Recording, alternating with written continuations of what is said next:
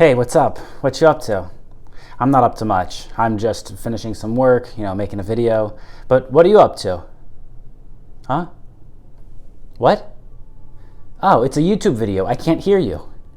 But in this YouTube video, I'm going to tell you how to use the phrase, hey, what you up to? And you're going to understand when we should use it in different situations and different pronunciation. Why am I saying what you up to?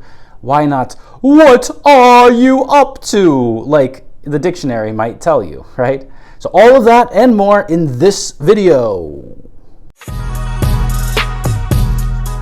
Let's start with the verb to be up to something. It basically means to do something, right? It's another way that we can say to do something. And we might say, hey, what are you up to tomorrow evening? It means, what are you doing tomorrow evening? It's like, what are your plans? And we ask this question a lot when we want to know about an activity that someone is doing. Maybe we want to ask what activities they are doing tomorrow evening. And we can say, what are you up to tomorrow evening?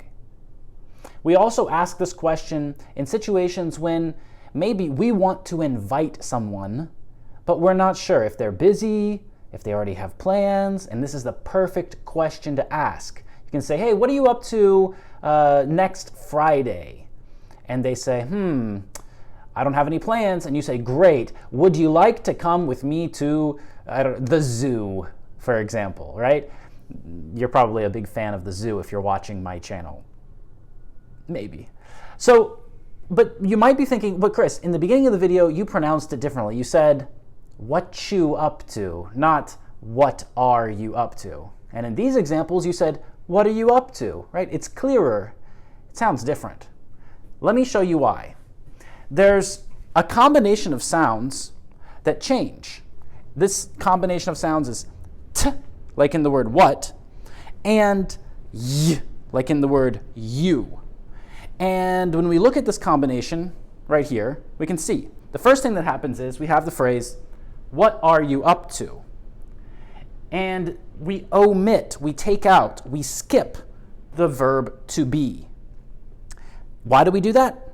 Because it's slang, because it's conversational, and because there are some other rules when this happens, and it's kind of complicated. So we're not going to talk about that in this video. But what happens is native speakers sometimes take out the verb to be. And they take it out, so it's what you up to, like here, right? But then these two words, what and you, come together. And they blend together. And you have something like, what you up to, what you up to. But the combination of these two sounds, t from what and y from you, there's a special pronunciation rule in English. When we combine these two sounds, we have the sound ch. So it becomes, what you up to? Hey, what you up to? Now, it is YouTube, and you can't answer me, or at least I can't hear you. You can write in the comments, right? Go ahead and do that. But this question is very, very common. Lots of native speakers ask this question, and lots of other people who are studying and speaking English around the world ask this question. It's a very, very usual question to ask. And I already gave you some examples, like when we want to know about plans or activities. But another reason that we might use it is to ask someone if they're busy, right? Like the plan doesn't have to be far in the future, but it's still about some kind of activity. We want to know which activities they have planned already, or if they're free. So this is a really, really good question to ask for this reason. Now, there is another variation, another version of this question. We could say, what have you been up to? What have you been up to? And when we ask this question, it means that there has been some time between now and the last time that I saw this person, and I'm asking this question. So if I haven't seen my friend in 2 months, maybe I'll say, hey, it's great to see you. What have you been up to? Right? It means, what have you been busy doing? What activities have you been doing? And so we can understand that this verb, to be up to something, is about what activities the person is doing. or what activities the person has done until now, right? Before now. Another way to understand the question, what are you up to, is when parents ask this question to their children. They might, maybe the child goes into a room and closes the door, and the parent might say, what are you up to in there? Like, what are you doing in there? And this sounds like the parent thinks maybe they're doing something that's going to surprise us. Maybe they're doing something that they shouldn't be doing, right? But the focus of this question is, what activity is the child doing in the room? What activity are you doing in there? What are you up to in there? So also we might see this if the parent comes up to a child who's doing an activity, and the parent comes and looks at what they're doing, and we say, hey, what are you up to? It's taking an interest in the activity that the child is doing. So what are you up to, or what you up to, in the more conversational way, is really focusing on activities that we're doing now or that we've done in the past. And this focus on the activity is really a common question that we ask. Now, it doesn't have to be 2 months since you've seen your friend for you to say, what have you been up to? It just has to be some period of absence, some period when you were not there or they were not there, right? When you didn't see each other. So for some people that might be, a day. Hey, what have you been up to since yesterday? Or it might be a long time. Hey, what have you been up to the last 20 years, right? So you can use it in both of these ways. And this question is a really, really useful question to ask. Lots of people use it. Now, I don't know what you're up to right now. I don't know, other than watching this video, what you're up to right now. Maybe you're driving a car. People study from their car. Maybe you're taking a walk or going for a jog. Sometimes people study English while they're doing those activities. It would be great to find out what you're up to. Because when you study English and you learn new phrases and words, it's important what you're up to in your life and what you're up to outside of English. Because you need to use what you learn. If you don't have a place to use it, then you lose it. That's how it goes. If you don't use it, you lose it.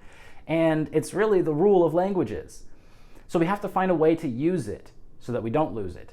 And one way to do that is to just take a look at what you're up to in your everyday life and make sure that learning English is part of that.